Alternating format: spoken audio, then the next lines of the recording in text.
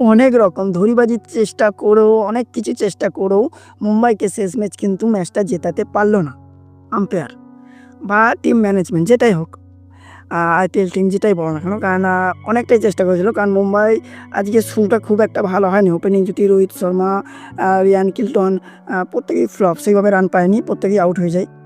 Will Jack ম্যাচটাকে টেনে নিয়ে যায়, উইল জ্যাকের সাথ দিয়েছিল সূর্যকুমার যাদব।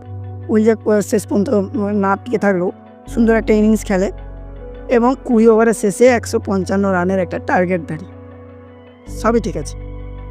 শুরুটা গুজরাটেরও খুব একটা যে ভালো হয়েছে সেটা বলবো না, খারাপ হয়েছে তা নয়, তারা মোটামুটি নিয়ে গেছে। একটা টাইমের পর গুজরাট কিন্তু উইকেট পড়তে শুরু করে, তারপরে বৃষ্টি চলে আসে, বৃষ্টি একবার আসে আবার থেমে যায়। প্রথমবার যখন বৃষ্টি আসে তখন কিন্তু গুজরাট যেহেতু ঢাকা সুলিশ নেমে গুজরাট কিন্তু এগিয়ে আছে 1 রানে, সেটা একটা আশা ছিল।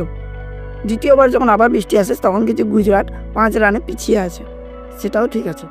এবারে করে দেওয়া হয় 19 ওভারে 147 রান করতে হবে, যেটা খুবই একটা যেহেতু 6খানা উইকেট পড়ে গেছে, বুমরার ওভার আছে, লাস্ট 12 বলে 20 রান চলকার, সেই জায়গাতে বুমরার একটা অসাধারণ বল করে, এখানে বলার কিছু নেই, বুমরা তো সবসময় বুম বুম, কিছু বলার নেই, অসাধারণ বল করে। কিন্তু লাস্ট ওভার হার্দিক পান্ডিয়া কেন গেল না, এটার একটা বিরাট ব্যাপার।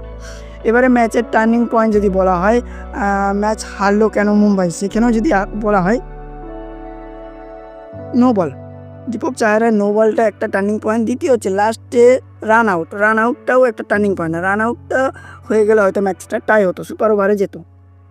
এবারে বলি যে ডুপ্লিসিটি বা ধরিবাজি করে জেতার চেষ্টা কেন, অশ্বিনী কুমার কি কারণে নামলো? আমি মানছি কবিন বস্কো চোট পেয়েছে, হেলমেটে লেগেছে, তার মাথায় লেগেছে, সেই কারণে তিনি মাঠে নামবেন না। বাট বল তো দেওয়ার এরকম কোনো পারমিশন আছে কিনা আমার জানা নেই, অবশ্যই আপনারা চাইলে কমেন্টে জানাবেন এই জিনিসটা। ফিল্ডিং নামবে, অবশ্যই ফিল্ডিং নামতে পারবে, কিন্তু সে টিমেও নেই কোনোভাবে, যে ইয়েতেও ছিল না, ইম্প্যাক্ট প্লেয়ারও কিন্তু ছিল না। যেহেতু ইম্প্যাক্ট প্লেয়ার হিসেবে কারণ শর্মাকে অলরেডি 2 ওভার বল করিয়ে দিয়েছে, তারপরেও অশ্বিনী শর্মাকে দিয়ে 4 ওভার বল করায় এবং 2খানা উইকেটও নেয়।